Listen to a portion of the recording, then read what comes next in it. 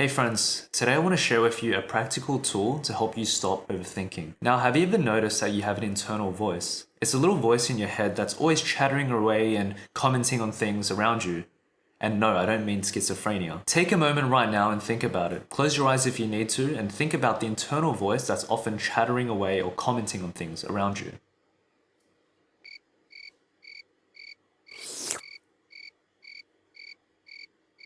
You might have got it. Maybe you didn't, and now you're asking yourself, what voice are you talking about? Well, that's the voice.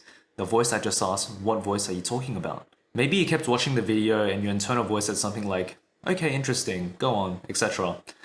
That's the voice. Now, if you're an overthinker, your internal voice is likely driving your life. So let's talk about this a little more and try and understand it a bit better. So your internal voice, let's call it our inner chatterbox. This inner chatterbox is always interpreting things for us, and it plays a massive role in shaping how we see things and also how we see ourselves. You ask someone to go out and get rejected, and your inner chatterbox might be saying things like, oh, they don't like me, I'm just not attractive enough, oh man, their friends are gonna laugh at me, etc., etc. What's important to note is none of those interpretations are facts. They're just interpretations. You're not a mind reader, so you don't actually know what the other person's thinking. They're interpretations that you've added on. Well, even worse, you didn't add them on. It's your chatterbox that's always chattering away that's come up with them. And you might say, no, it's true. I'm just not attractive enough.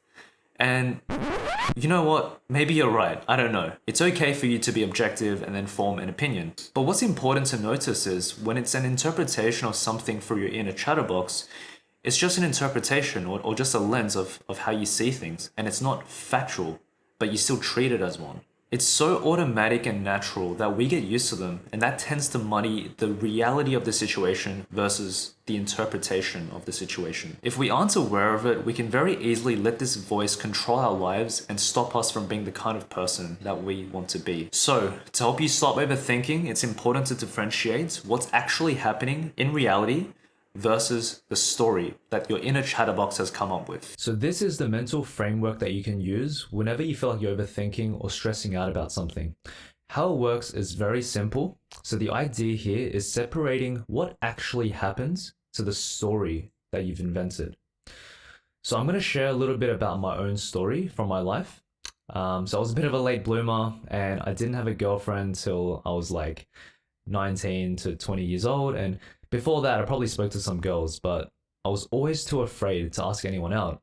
So I told myself that I'm not a confident person, and I remember there was a time that finally I did ask someone else, but actually I got rejected, and then I told myself I'm just not attractive, or some version of I'm just not good enough. However, these are all stories that I've made up and none of it is real. Of course, not knowing it at the time. And finally, I met a girl that I liked, I asked her out and she became my girlfriend. And that gave me more confidence and I probably felt more attractive and I was just feeling better about myself. But eventually she dumped me and she got with a friend of mine. And fuck, here we go again. All my stories of I'm not attractive or I'm not good enough or I'm not a confident person has resurfaced, and I've given myself more evidence and that these things are true about me. And you know what? I've even added more stories. I thought I shouldn't care too much. I shouldn't care about the person more than they care about me because I need to protect myself. I should keep an arm's length because I don't want it to be hurt like that again. And yeah, sorry, this is getting quite deep and personal, I know. But I want you to know that these were my stories that my inner chatterbox had invented. Now, the trick is to differentiate what actually happened and not the stories that we've made up. I told myself that I wasn't confident, but what actually happened was I just didn't ask a girl out. I told myself that I wasn't good enough and I'm unattractive, but what actually happened was I asked a girl out and she said no. I think she even said no thanks. I don't know why she said no. Maybe she was into someone else. Maybe she wasn't looking for a relationship. Or maybe I was right and that I wasn't good enough. But again, that's my interpretation and that's not a fact. And it's a false lens that I've put onto myself. And I've been viewing the world through this lens, which really doesn't serve me. And I told myself all of these stories when what actually happened was she said, let's stop dating. That's all that happened, and I don't need to add all of the meaning and extra significance into all of it. And I can see how being this way definitely had an impact to some of my past relationships. I don't want to live my world through this lens of I'm not able to love someone fully or care about someone fully, and live through these stories that I invented for myself.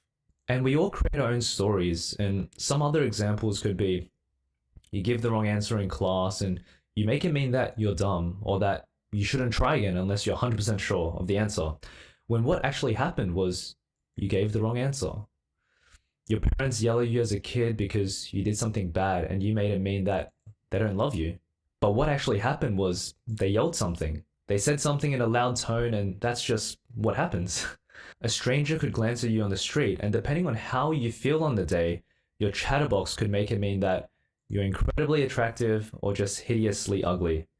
The only thing that happened was a stranger glanced at you. So try and catch your inner chatterbox on the stories that it's inventing for you, and then reflect on what actually happens. I know this was probably not what you were expecting, and I guess I'm asking you to think even more as an overthinker, but to think rationally and not let your inner chatterbox create all kinds of stories which are just stories and not facts. Remember, you are not your inner chatterbox. It has its own distinct voice, and you have the ability to think and act rationally on your thoughts.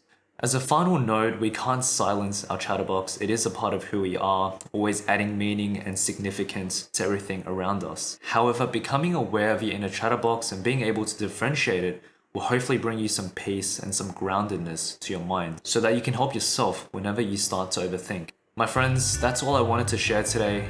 I wish you peace and happiness through your ability to think rationally. If you have any comments or any questions, please leave them below, and I'll see you in the next one.